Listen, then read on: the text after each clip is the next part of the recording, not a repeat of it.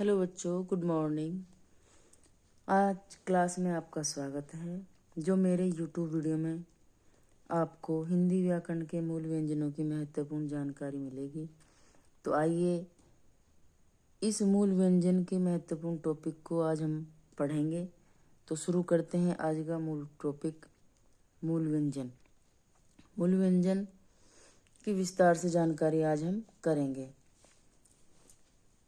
मूल व्यंजन के कितने वर्ग होते हैं, किस वर्ण के नाम से इनको जाना जाता है, वर्ण व्यंजन वर्ण कौन कौन से होते हैं और इनकी संख्या कौन सी होती है। तो चलिए,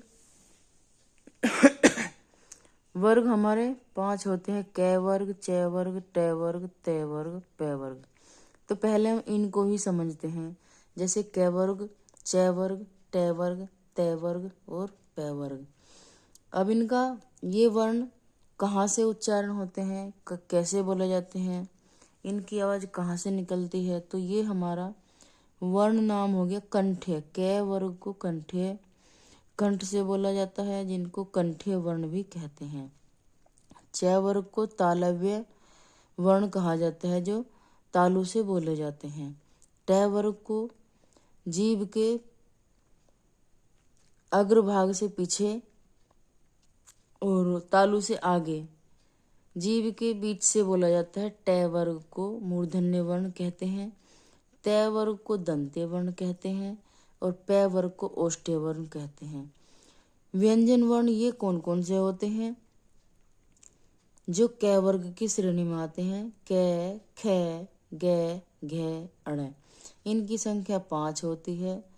च वर्ग तालु से बोला जाता है, जिनकी संख्या 5 होती है, जैसे च, छ, ज, झ, अय। ट वर्ग तीसरा वर्ग होता है, ये मूर्धन्य मूर्धा से बोले जाते हैं, जैसे ट, ठ, ड, ढ, अण। इनकी संख्या भी 5 होती है। त वर्ग को दंत्य वर्ण कहते हैं, जैसे त, थ, द, ध, अण। इनकी संख्या भी 5 होती है। इस प्रकार वर्ग का 5वां वर्ग प वर्ग होता है, जो कि ओष्ठ से बोला जाता है, यानी होठों से बोला जाता है। इसको हम ओष्ठ्य वर्ण कहते हैं, जैसे प, फ, ब, भ, म। इनको हम स्पर्श व्यंजन के नाम से भी जानते हैं। इनकी संख्या 5 होती है। मूल व्यंजन की संख्या 33 होती है। स्पर्श व्यंजन की संख्या 25 होती है।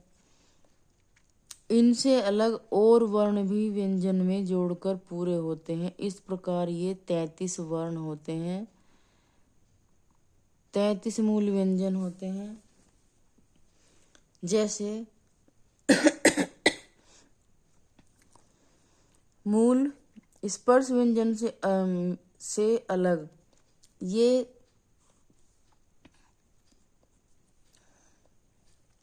2 प्रकार के वर्ण और होते हैं, जिनको मिलाकर हमारे मूल व्यंजन 33 बनते हैं।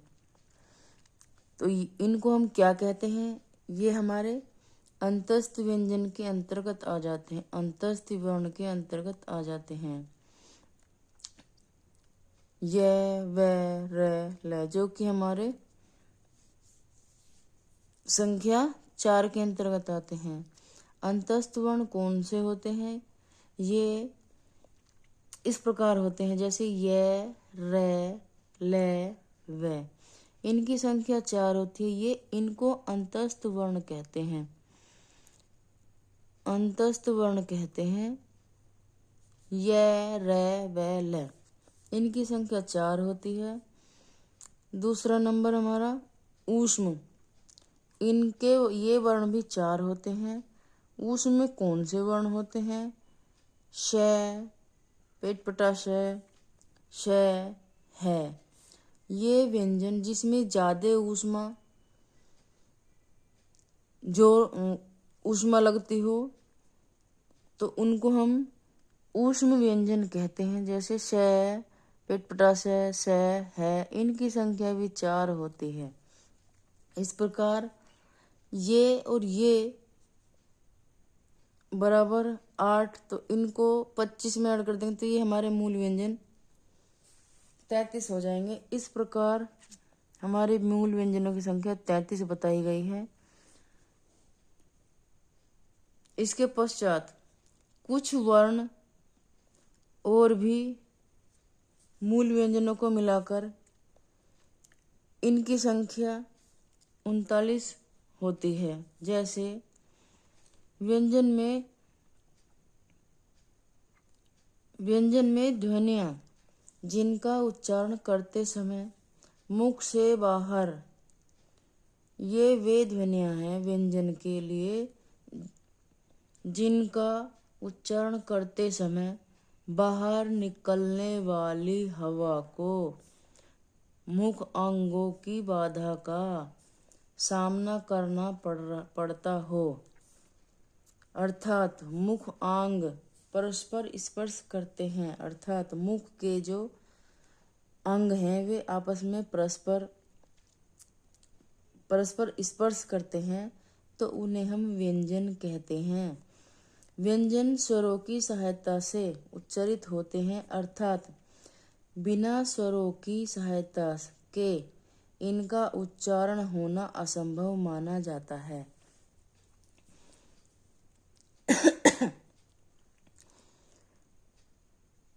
इस प्रकार उच्चारण के आधार पर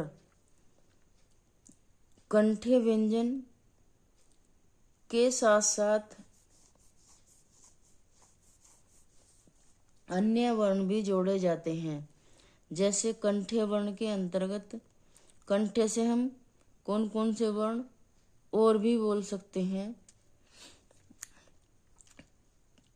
कंठीय वर्ण के अंतर्गत हम क, ख, ग, घ, अड़, है। उच्चारण के आधार पर ये कंठीय वर्ण बताए गए हैं जिनको हम कंठ से बोल सकते हैं, बोलते हैं। दूसरे नंबर पर तालव्य व्यंजन हमारा। तालव्य के साथ साथ और कौन से वर्ण ऐसे हैं जो हम तालव्य से बोले जाते हैं, जो हमेशा घुमा फिरा के एग्जाम में आपको देखने को मिलते हैं। जैसे तालव्य व्यंजन के साथ हमारे च वर्ण, छ वर्ण, ज वर्ण, झ वर्ण, अय, य और श को मिलाकर श को अय के बाद य और श हमारा तालव्य वर्ण हो जाता है। इस प्रकार मूर्धन्य व्यंजन के साथ कौन से वर्ण जोड़े जाते हैं, जो मूर्धा से बोले जाते हैं, जिनको मूर्धन्य कहते हैं। जैसे ट, ठ, ड, ढ, अण। अण के बाद हमारे र और श, ये भी मूर्धन्य वर्ण होते हैं। ये भी मूर्धन्य वर्ण होते हैं जिनको हम मूर्धा से बोलते हैं।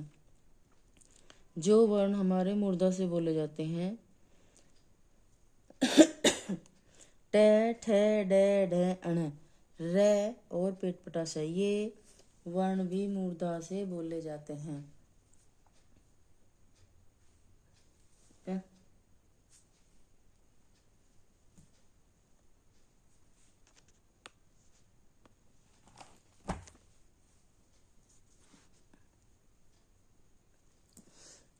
उच्चारण के आधार पर दंत्य व्यंजन कौन से होते हैं।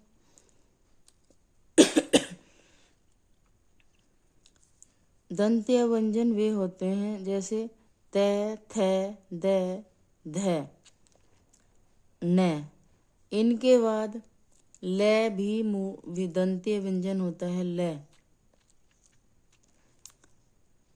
ल भी दंत्य व्यंजन होता है। ल और श,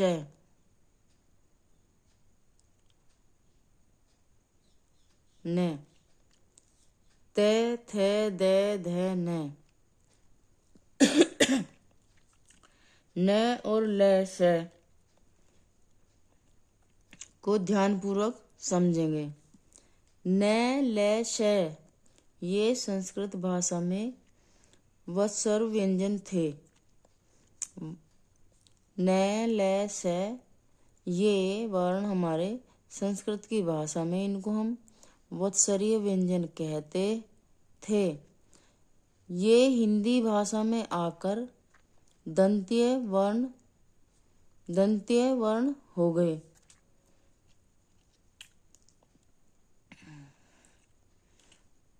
अगर पेपर में आपको ये वर्ण कहीं पूछे जाते हैं तो अगर हमारे ये दोनों वर्ण आ जाते हैं, अक्षर आ जाते हैं, दोनों ऑप्शन आ जाते हैं, तो सबसे बेस्ट हम वत्सरीय को ही मानेंगे। तो इस प्रकार आप भी इस क्वेश्चन में अगर दंत्य वर्ण पूछा जाए या न से ये किस व्यंजन की श्रेणी में आते हैं, तो हम हिंदी भाषा व्यंजन की श्रेणी में आते हैं। तो इस प्रकार हमारा ये न, ल, से वत्सरीय व्यंजन होते हैं। इनको अगर वत्सरीय ऑप्शन ना दिखाई दे तो दंत व्यंजन होते हैं। अतः हमारा ओष्ठ व्यंजन कौन कौन से होते हैं? प, फ, ब, भ, म। और नासिक के व्यंजन जितने भी अड़े, अये, अणे, जितने भी न, में होते हैं, जो नाक के द्वारा बोले जाते हैं, जिनकी आवाज नाक से निकलती हो, उनको हम नासिकीय व्यंजन कहते हैं।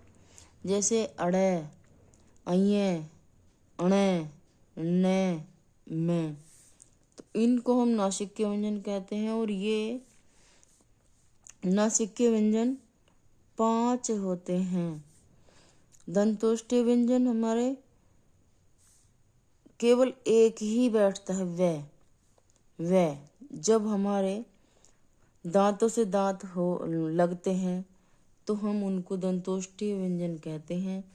और वो हमारा एक अकेला ही व्यंजन है जिसको हम दंतोष्ठीय दांतों और होठों की सहायता से बोलते हैं। तो वो वर्ण हमारा वो है। थैंक यू बच्चों। आज का टॉपिक हम यहीं ख़त्म करते हैं। देखते हैं नेक्स्ट वीडियो। अच्छी लगे सब्सक्राइब करना, लाइक करना, कमेंट करना। Thank you.